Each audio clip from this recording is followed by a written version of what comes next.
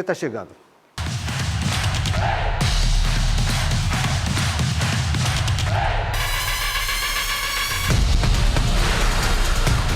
Melhor, podia estar melhor. Bom dia, Casemiro Neto. Boa mais ou menos. É, mais ou menos, né?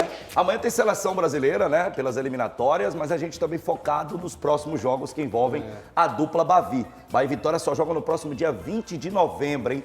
O Bahia encarando dentro de casa a equipe do Palmeiras, vice-líder do campeonato, na Arena Fonte Nova, enquanto que o Vitória vai até o estádio Heriberto Wilson encarar a equipe do Criciúma. 2 jogos bem difíceis para a dupla Bavi, claro que cada um com seu objetivo, o Bahia de ir à Taça Libertadores do ano que vem e o Vitória de evitar a queda. O Vitória teve uma sequência positiva que foi interrompida pela derrota contra o Corinthians e viu as probabilidades de permanência mudarem um pouco. Matéria de Rodolfo Rage na tela. A situação do Vitória na tabela já foi delicada. Por mais que tenha perdido para o Corinthians no sábado passado, o rubro-negro vinha de uma boa sequência de resultados positivos, o que trouxe um pouco mais de tranquilidade. A gente ainda vive um bom momento, apesar da derrota. Eu acho que nas últimas 5 rodadas, essa é a primeira derrota. Nós temos mais 5 em diante, se a gente repetir esse cenário, que não é fácil. Com 38 pontos, 2 acima da zona de rebaixamento, o Leão precisa de apenas 7 para garantir de vez a permanência na primeira divisão. O estudo com essa probabilidade é do Departamento de Matemática da Universidade Federal de Minas Gerais. Os 5 jogos que faltam são contra o Criciúma e Botafogo fora de casa, Fortaleza e Grêmio no Barradão e, por último, o Flamengo no Maracanã. Tá aí, né? Eu acho até que essa linha de corte pode cair um pouco mais, né? 42, 43 pontos. Os times de baixo estão tendo muita dificuldade para pontuar. No entanto, as probabilidades colocadas pela UFMG estão aí, né? Universidade Federal de Minas Gerais. 44 pontos, apenas 2% de chance de queda. E 45 pontos você simplesmente acaba qualquer possibilidade de queda para a segunda divisão. Mas repito, eu tenho a impressão que a linha de corte vai ser um pouquinho mais baixa. Caio Leone falou sobre essa sequência do Vitória que era muito boa, mas que acabou sendo interrompida pela derrota contra o Corinthians. Faltam 5 jogos para o rubro-negro decidir o seu futuro em 2025. No dia 20 deste mês, o Vitória enfrenta o Criciúma no Heriberto Wilson. Em sequência, tem o líder Botafogo no Newton Santos. Depois o Fortaleza, o terceiro colocado com 63 pontos. E o Grêmio, que também busca uma vaga na Sul-Americana. Ambos no Barradão. E encerra a sua participação no Brasileirão contra o Flamengo. Com 38 pontos, o Leão precisa chegar aos 45 para se livrar da Série B. Ou seja, na reta final, o time comandado por Thiago Carpini precisa vencer 2 jogos e empatar pelo menos 1. Porém, existe a chance de se livrar com 44 pontos. Segundo o Departamento de Matemática da Universidade Federal de Minas Gerais, essa pontuação tem a probabilidade de menos de 2% de chance de rebaixamento. O Vitória tem condições de se livrar? Tem, mas vai precisar enfrentar esses grandes oponentes e somar pontos. Aí, né? E aí já começa com esse jogo bem complicado contra a equipe do Criciúma e depois uma sequência que é bem complicada também. O Vitória, depois de encarar o Criciúma lá no estádio Heriberto Wilson, encara o Botafogo no Rio de Janeiro, é simplesmente o líder do Campeonato Brasileiro. Depois o Fortaleza também, a esse jogo já no Barradão. Grêmio no Barradão, Grêmio que briga ali também para escapar do rebaixamento. E termina o Campeonato Brasileiro contra o Flamengo no Rio de Janeiro. Então é muito importante conseguir esses 3 pontos lá no estádio Heriberto Wilson, praticamente eliminar a disputa com o Criciúma e focar nessa sequência que é muito complicada. A gente está falando de 2 times que brigam pelo título de campeão brasileiro, Botafogo e Fortaleza. O Fortaleza está sim ainda na briga pelo título. E o Flamengo, né, que é o Flamengo jogando no Rio. E o Grêmio, que é um time grandão em casa. A gente viu os contextos que envolveram a partida contra o Corinthians. É sempre complicado depender de vencer um gigante dentro de casa para escapar do rebaixamento. Então que o Vitória possa vencer o Criciúma, chegar aos 41 pontos e ter essa sequência no chamado corredor polonês um pouco mais tranquila para somar mais 2 ou 3 pontos e escapar do rebaixamento. Quem sabe até pensar numa Copa Sul-Americana. Bom, em uma fase na Série A do Campeonato Brasileiro, o Bahia já projeta o ano de 2025. Rodrigo Nestor, meia do São Paulo, é a bola da vez, pode ser o próximo contratado do Grupo City. Em meio a um momento turbulento vivido dentro de campo, o Bahia vai se movimentando em busca de contratações com foco em 2025. Depois do interesse no goleiro Everson do Atlético Mineiro, a bola da vez é o meia Rodrigo Nestor.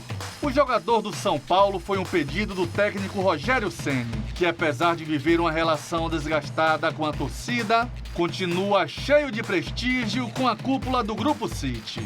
A informação é que a diretoria do time azul, vermelho e branco já teria se reunido com empresários do atleta para alinhar o acerto. Cria do tricolor paulista, Rodrigo Nestor, de 24 anos, foi autor do gol do título da Copa do Brasil de 2023, em cima do Flamengo, ano que teve grande destaque. Esse ano, principalmente com a chegada do técnico Luiz Ubeldia, o volante perdeu espaço. Em 2024 foram 35 jogos, com um gol marcado e 2 assistências. Tá aí o Rodrigo Nestor, né, que em 2021 e 2022 fez temporadas brilhantes, né? A de 22, por exemplo, com 8 gols e 11 assistências. É um grande jogador. Bom, hein? Trabalhou com o Ceni no São Paulo, então é uma indicação do próprio Rogério Ceni, assim como foi, por exemplo, o Jean Lucas, o Caio Alexandre, o Everton Ribeiro, jogadores que performaram muito bem aqui no Bahia. Então, expectativa positiva de ter o Rodrigo Nestor. Esse ano ele tem tido poucas oportunidades com o Zubeldia, que é o treinador da equipe do São Paulo, mas ano passado, por exemplo, o último recorte, ele fazendo o gol do título da Copa do Brasil, né? São Paulo não vencia o campeonato importante há mais de 10 anos. Ceni que é ele, né? Ceni que é ele, as negociações avançam, se fala inclusive que já houve reunião entre o staff do atleta e o Cadu Santoro, claro que são informações de bastidores, e Caio Leone avaliou a possível contratação do Rodrigo Nestor pelo Bahia. Em 2022, Rodrigo Nestor disputou 62 jogos, fez 8 gols e concedeu 11 assistências. Em 2023, continuou sendo um jogador importantíssimo para o São Paulo. Ele tem, inclusive, uma polivalência no meio de campo. Pode jogar como um segundo homem, pode jogar pelo lado esquerdo, pensando no Bahia, que hoje tem no meio de campo uma estrutura de losango. E pode ser um jogador também para substituir Everton Ribeiro. A posição que eu acho que ele não conseguiria se adequar é na de Cauli, sendo esse jogador mais à frente, para ter uma conexão com o centroavante e também com o segundo atacante. Mas no ano passado, campeão da Copa do Brasil em 2023, sob o comando de Dorival Júnior, Rodrigo Nestor jogou pelo lado esquerdo. E com isso, ele melhora bastante a construção, abrindo espaço para o lateral. É um jogador de 24 anos, um jogador que, claro, conviveu com lesões nesse ano e por isso não foi tão aproveitado por Luiz Ubeldia. Rogério Ceni já deixou muito claro que pede peças para que esse meio de campo tenha mais tranquilidade para ser trocado. Mas, de fato, o Rodrigo Nestor é um nome que me chama muita atenção, porque capacidade técnica e inteligência para fazer jogo de aproximação, de passes curtos, isso ele tem de sobra. Seria um ótimo nome para 2025. Ele Tá venha, aí, né? tá aí. Eu acho um ótimo jogador, Rodrigo fake Nestor. news, você falou isso? Rapaz, fake news envolvendo o Caio Alexandre. Uma brincadeira de mau gosto da torcida do Bahia, ou de chamados torcedores tricolores. Foram às redes sociais e inventaram uma história que a ex-namorada do Caio Alexandre teria traído o atleta com o auxiliar técnico do Rogério Ceni, o Charles Lambert. mesmo, velho? E aí ele teve que se pronunciar, né? E aí tá aí na tela, a gente vai ler rapidinho. O pessoal, nosso momento Brasileirão, principalmente diante dos últimos jogos, não pode abrir espaço para mentiras ou notícias falsas. Aqui já é o Caio Alexandre se pronunciando nas redes sociais. Mais do que isso, fugiu de uma postagem de rede social para uma série de ofensas e ameaças para uma pessoa que não tem nada a ver. Ingrid, com quem eu tive um relacionamento, ou seja, no passado, não pode ser culpada pela nossa frustração de resultados negativos dentro das 4 linhas. É uma questão de respeito. Todas as medidas cabíveis, e quem fez vai pagar por isso, serão tomadas tanto em relação àqueles que proferiram ofensas nas redes sociais, quanto aos que caluniaram e espalharam a notícia falsa. Faltam 5 jogos para o fim da temporada e por aqui seguimos unidos e focados em buscar em busca, né, do objetivo final, que a gente imagina que é a Taça Libertadores. Né? Rede social é uma miséria. Cara, e aí fizeram uma montagem assim, sabe, pegaram foto dela com ele, dela com o Lambert, para dizer que a traição aconteceu e que por isso o Caio Alexandre estava jogando mal. E se fosse o caso? O que tem nada a ver, né, com futebol, né? As coisas pessoais acontecem nas nossas vidas o tempo inteiro. É gente que não presta, é gente frustrada. E ficou assim, muito feio, né? Mas assim, o Caio vai buscar, tá ali. Vamos tomar as medidas cabíveis. Mete um processo em então, cima. quem fez essa brincadeira de mau gosto vai acabar pagando, hein? Por falar em pagar, as mulheres terão meia entrada, hein? Para entrar nos estádios. Será que isso vai acontecer? Bom, a Comissão dos Direitos das Mulheres, aprovou, né, de que as mulheres poderão entrar nesse nicho de público que paga meia entrada, idosos, crianças, jovens que comprovadamente têm uma renda baixa ou que são estudantes, e agora também as mulheres. Foi aprovado, repito, na Comissão dos Direitos das Mulheres, mas agora vai para o CCJ e também para a Câmara dos Deputados. Mas a tendência é que seja aprovado, viu, Cazé? Interessante, bom, né? Acho bom, acho bom. A gente quer atrair Não, também esse vai mais público gente pro feminino, estádio, né? movimenta mais, é bom. Eu acho que seria bacana a gente ter o público feminino A também. alegria da torcedora do Bahia aí, ó. Com esse desconto, A do Vitória. Bom. Muito E legal. com cerveja? E a gente vê cada vez mais cerveja, presença. Ainda está liberado, né? Mas já existe também uma intenção, né, da Câmara dos Deputados do nosso país de vetar a cerveja nos estádios. Bom, a gente vai falar agora, na sequência do No Campo do 4, dessa situação que envolve CBF e Conmebol. A CBF fez um pedido à Conmebol para que as equipes brasileiras não participem da pré-Libertadores. Isso deu uma polêmica danada. Muita gente acreditando que a medida já seria para o ano que vem, mas a medida é para 2026. A gente tem imagem aqui na tela do que pediu de fato a CBF à Conmebol.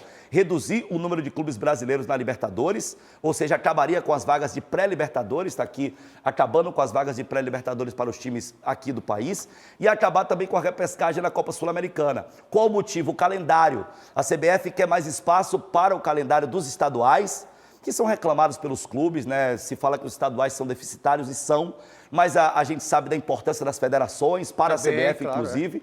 Então a CBF quer abrir espaço para o estadual e por isso quer que os clubes brasileiros não joguem pré-Libertadores e também repescagem da Sul-Americana, porque acontece logo ali em janeiro, fevereiro, chocando com o calendário dos estaduais. Mas os clubes não gostaram e a Conmebol, de cara, negou o pedido. Mas como é um assunto para 2026, é possível que eles voltem a conversar sobre essa pauta. Reverta, né? Pode ser. Exatamente, Cazé. E para a gente fechar, imagens da seleção brasileira. Ontem a seleção seguiu treinando lá no Pará, no estádio Mangueirão.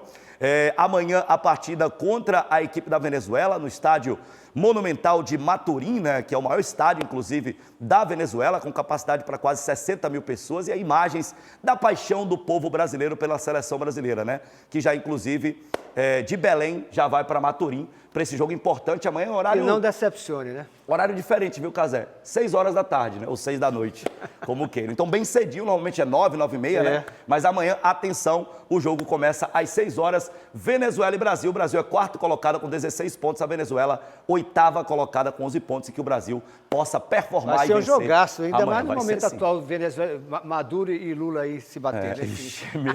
E a prévia para o jogo de terça aqui, Brasil e Uruguai na Arena Fonte Nova. A gente vai ter tempo para falar desse jogaço, Cazé. Obrigado, Fabrício. Um abraço. Grande abraço, Bom dia pra gente. você, meu amigo. Um abraço, até a próxima.